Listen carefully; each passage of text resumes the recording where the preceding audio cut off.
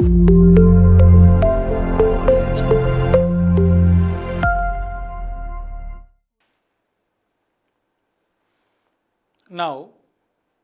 we will discuss procedure to test the consistency of system of equations. What we have seen so far? So far we have discussed how to represent a system of equations in matrix form. Okay. After that, how to write augmented matrix of the given system of equations. These two things we have covered so far. Now, I want to discuss whether the given system is consistent or not. That means whether the system has a solution, infinitely many solution, no solution, we have to decide. What is the criteria for this? How we will decide this? We will discuss now. Here the steps are written. When the system of equation is given to you, you write the coefficient matrix capital A, variable matrix capital X, constant matrix capital B from the given system. After writing them, you also write augmented matrix AB. So now you have two matrices. One is capital A, another one is augmented matrix AB. Find the rank of A. First step, calculate rank of A.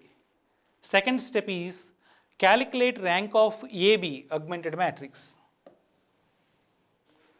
And then also note down how many unknowns, how many variables are there in the given system. We are representing the number of unknowns as small n. How we are representing? We are counting and representing the variables as n. If there are two variables, n equals to 2. If there are three variables, n equals to 3, like that. Here is the criteria. There are 4 points in this. Carefully listen. Okay. There are two matrices, A, augmented matrix AB. If both of them have same rank, if rank of A equals to rank of AB, then system has solution. So it is called consistent. When system is consistent, if rank of A equals to rank of AB, system is consistent. Otherwise, rank of A not equals to rank of AB, system is not having solution, so inconsistent. The system is inconsistent. When?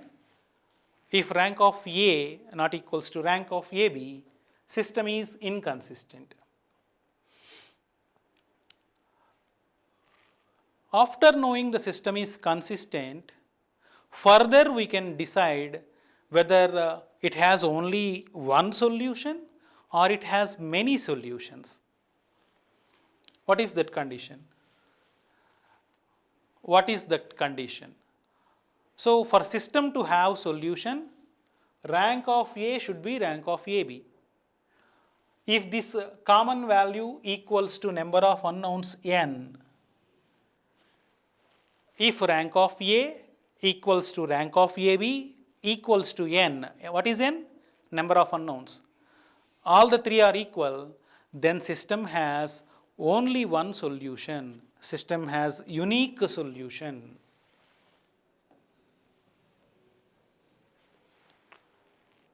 What is the other case? Rank of A equals to rank of AB. Both are same. So system has solution, but the value of this rank is less than the number of variables. Less than the number of variables, not equals to, less than. Then the system has how many solutions? Infinitely many solutions. How many solutions will be there? Infinitely many solutions. So we will recall once again how to check the consistency of system of equations. Find the rank of A, first step. Find rank of AB, it is second step. Note down the number of unknowns, third step. So you have three numbers with you, rank of A, rank of AB, n, number of unknowns. When system has solution, the system will have solution is system has infinitely many solutions. So this is the criteria. So far what we have learned is how to represent how to represent a system of equations using matrix form, how to find whether the system has a solution or not. So far we have discussed. Okay. Now we will see the criteria as a flowchart. So when the system Ax equals to B is given to you, you find rank of A, you also find rank of AB, and also note down number of unknowns. Now the criteria is to compare the ranks. If both ranks are same, system is consistent.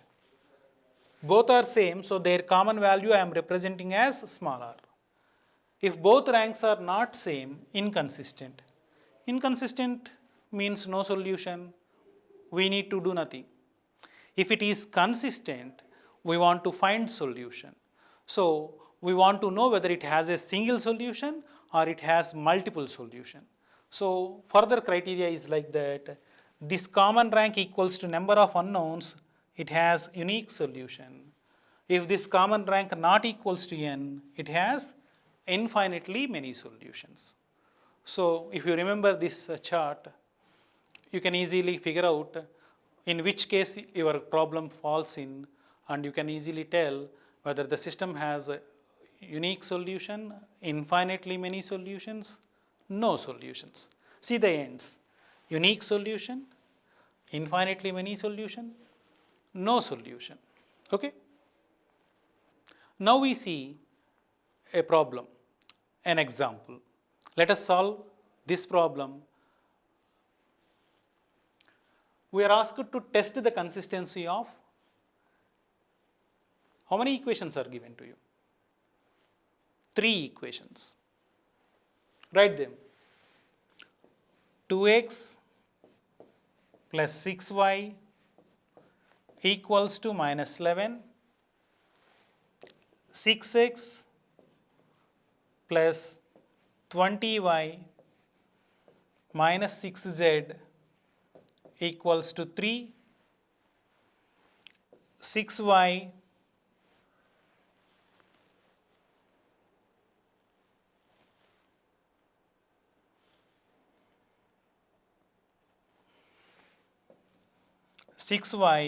minus 18z equals to minus 1. So we have 3 equations. How many unknowns are there? X, y, z. 3 unknowns are there. So write them in a matrix form and tell me what are A and what are AB. If you write them in a matrix form, A will be coefficient matrix. So write the coefficients equation wise. First equation, x coefficient we write in the first position 2, y coefficient is 6, 3 variables are there. Is there any z in the first equation?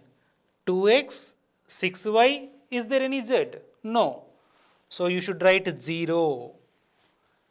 See the second equation, x coefficient is 6, y coefficient is 20, z coefficient is minus 6. Similarly, in the third equation, there is no x. So x coefficient is 0, y coefficient is 6, z coefficient is minus 18.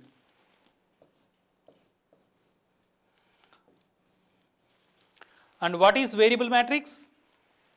Capital X equals to Write the variables as a column x, y, z equals to no equal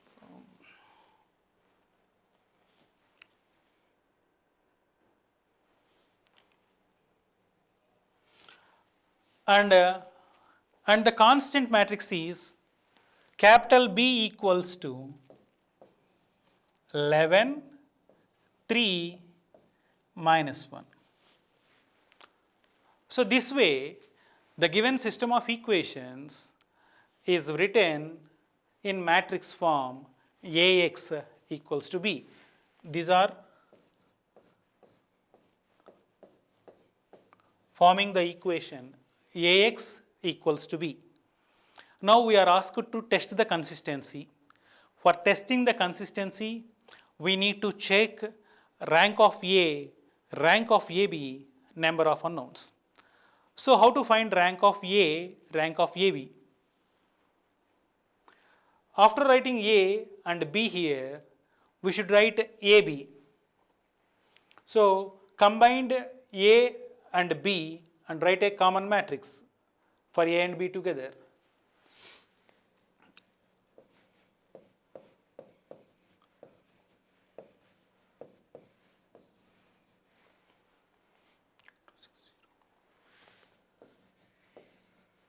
Two 260 is first row, 620 minus 6, 06 minus 18. These are the numbers or elements of matrix A. Now we are appending B. What are the elements of B? 11, 3, minus 1. Append them here. 11, 3, minus 1. This part is A. This is B. So A and B together written here. How to find rank of A? How to find rank of AB? Just convert this matrix into echelon form. How to find ranks? Find rank by echelon form. Reduce this augmented matrix into echelon form. Applying row operations only. Don't use column operations. Only row operations you can apply. So use row operations and reduce this matrix into echelon form. So I am applying R2 changes into R2 minus 3R1. So which reduces AB into, so I am changing second row. There is no change in first row. There is no change in third row. So I am writing them as it is. So calculate the row operation written there, R2 minus 3R1. What will be the result? I am multiplying first row with 3. 6 minus 6 becomes 0. 20 minus 36 minus 16. So I am multiplying